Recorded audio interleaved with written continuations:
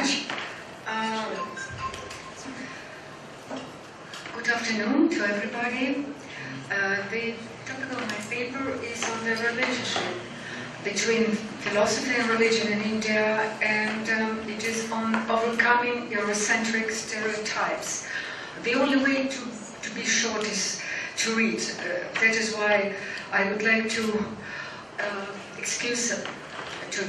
to ask for your understanding the perhaps very fast speed of my reading, but I don't see any other way to keep to timing, so I will do my best. Western philosophers often believe that other civilizations in which such phenomena as democracy, science, freedom of thought, and its separation from religion were not developed, couldn't give rise to their own philosophical traditions. This approach to non-Western cultures and civilizations is usually known as Europocentrism or Eurocentrism, but since the publication of Edward Said's famous book, it is also called Orientalism. It has become quite clear that such an approach gives evidence, first of all, of a specific frame of Western mind. According to the famous philosopher and Indologist Wilhelm Halfas, this is not just an expression of doubt concerning the factual occurrence of the phenomenal philosophy in the Orient, but also a self-demarcation, self-representation, and self-assertion of Europe in the name of a particular concept of philosophy. To make the point the other way around, the image of the other is based on our own self-image. And let us notice and let us confess that very often all the distinctive features that we ourselves attribute to the other contribute to our own self-assertion and our own superiority feeling. In this paper, I will focus my attention on one important feature of the Western self-image of philosophy, which is its separation from religion. This secure philosophy is often estimated as one of the greatest achievements of Western civilization as compared with the backwardness of other traditions. And among them, of Indian philosophical tradition, in which philosophy is supposed to be tightly intertwined with religion. It is true that in India, Logos did not attempt to break away from myth, or to break away from right, even less from any religious tradition. The question I'm going to deal with here is as follows. Does this connection with religion prevent Indian philosophy to be philosophy as a rational enterprise? First of all, let us define in what sense we will use the word religion.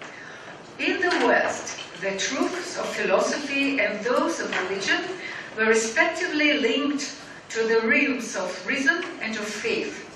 Faith somehow filled the gap between, on the one hand, revealed truths, and on the other hand, with those truths which were based on empirical observation and rational thought.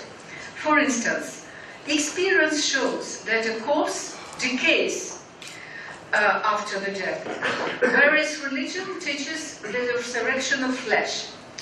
In India, the truth of revelation does not deal with the facts of daily experience, and in a more general way, do not interfere with our empirical knowledge of the world. Shankara says that revelation, Shruti, does not teach that fire is cold and wet.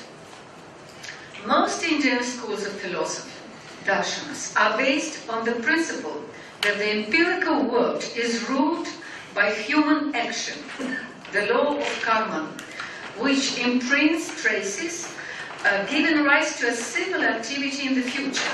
All souls being continuously affected by these traces are reborn in different body envelopes. Those continuous rebirths, named samsara, indicate that any form of empirical existence is essentially incomplete and imperfect. That is why philosophical schools declare their aim to be emancipation from samsara and attainment of the ultimate reality beyond dualities and compositions. To be sure, for these schools, the ultimate reality could not be attained through conceptual reflection. Does that mean that it was a mere object of faith? Not at all. Being beyond the scope of rational understanding, the ultimate reality still remained accessible to experience. That is, to meditation and intuition or revelation. Even in the major Indian religions like Hinduism, Buddhism, and Jainism, faith is not regarded as the only way to deal with domains beyond rational elucidation. Faith plays its important role only in the devotional movements, bhakti movements of Hinduism, but in traditions that give primacy to the path of knowledge, jnana, or the path of action, faith, shraddha, is rather a preliminary condition than a true vehicle to emancipation, to moksha.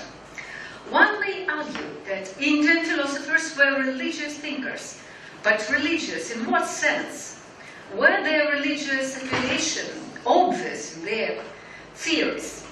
I think that it is no more obvious than in theoretical constructions of Western philosophers.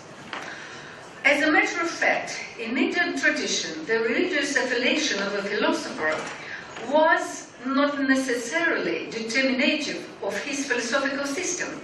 For example, it is well known that Shankara was a Shaiva Bhakta. He composed he composed a number of devotional hymns. But in his system of the non-dualist Vedanta, Advaita, he accorded to the personal God, Saguna Brahman, or God with characteristics, only a lower empirical status, while the ultimate reality was for him an absolute consciousness, devoid of any forms and characteristic, devoid of personality. Even if some philosophers somehow make known their beliefs, it may have happened only in a very rational, philosophical way, say, in the form of the proofs of God's existence, like in late Nyaya or Vaisheshika, but that doesn't make them theologians. Many Western philosophers were Catholics, and they discussed some theological subjects, like Descartes. But isn't that a reason to call him a theologian? Theology, in Sanskrit Ishvaravada, was one of the subjects discussed in Indian philosophical schools. Some of these schools were non-theistic, like the Buddhists and even the Mimamsakas. The latter, by the way, represented the most ardent apology of the traditionalist, Brahmanical and Hindu society based on karma. But even some of those who defended Ishvaravada, like late Nayayikas, Vaisheshikas, Samkhyas, could not be justifiably called theologians, as this subject was quite marginal for their respective systems. There is one more sense of the word religion which may be applied to Indian philosophical systems.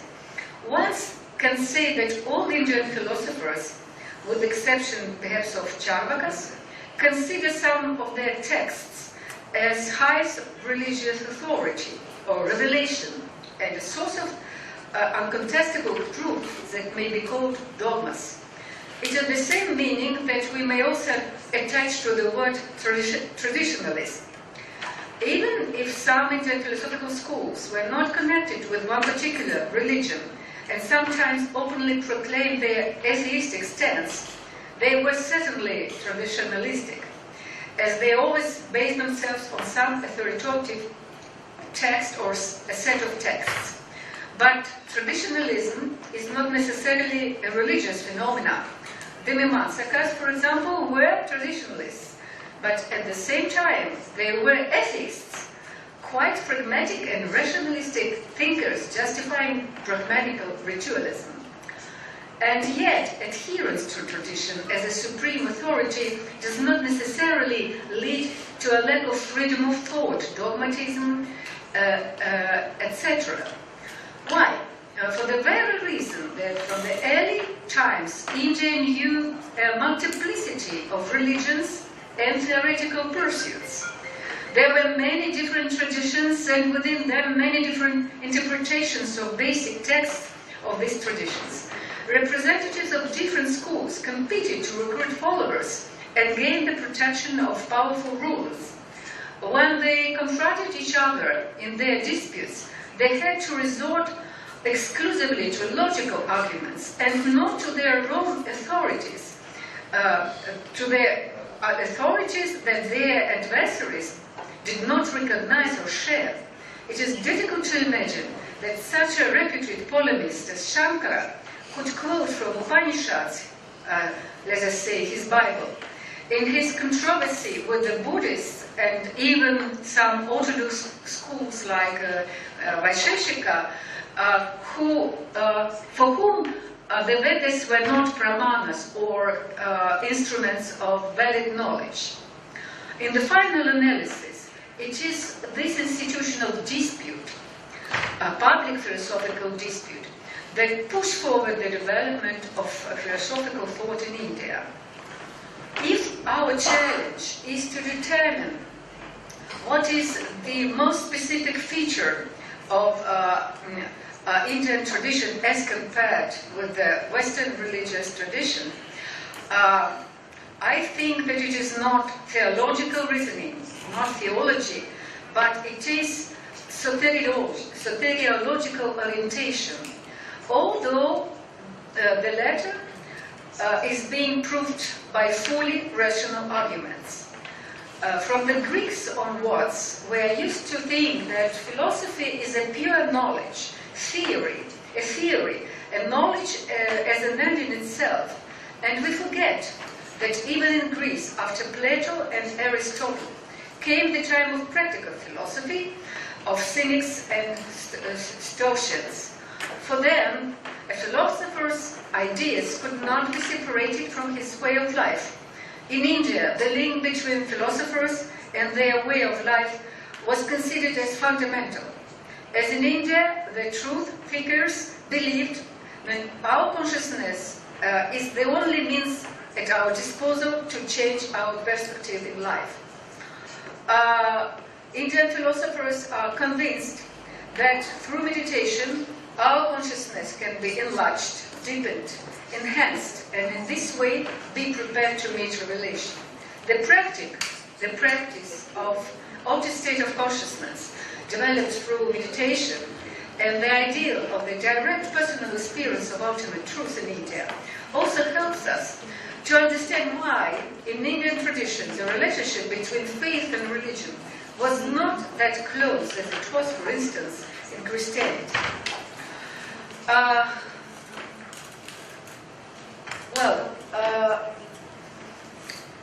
Yet one may object that this kind of experience, I mean mystical experience, has little to do with philosophy.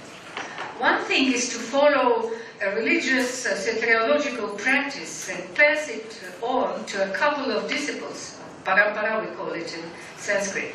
Another thing is to develop philosophical conceptions. Revelation directly comes through an experience. Yet, when we hear or read the testimonies of those who had this experience, we are dealing not with experience itself, but with these interpretations, which were already somehow processed to fit this or that general worldview.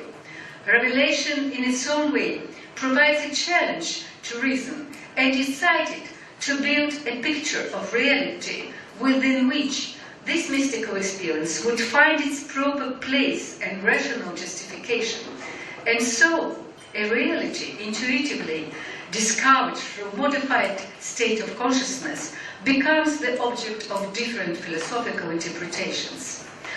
We just cannot get away with a too easy answer, for instance, by labeling these doctrines mystical, meaning that they are product of non-rational methods. Otherwise, why did Indian philosophers submitted their ideas to the critical examination of their opponents? They might have merely told their opponents, just practice meditation and you may by yourselves become convinced that we are right. But I insist, the problem does not bear on the experience itself, but on its interpretation. Indian masters of truth required philosophical arguments to win disciples. In this competitive milieu, to offer a systematic and logical argument was a crucial matter. In this context, Indian philosophical texts, and they exclusively follow the laws of thought and logic, widely differ from those of revelation proper. As for the very experience of altered state of consciousness, which is often called mystical and supernatural, Indian thinkers saw in this experience the developments of a natural power of consciousness. I will stop here. Thank you.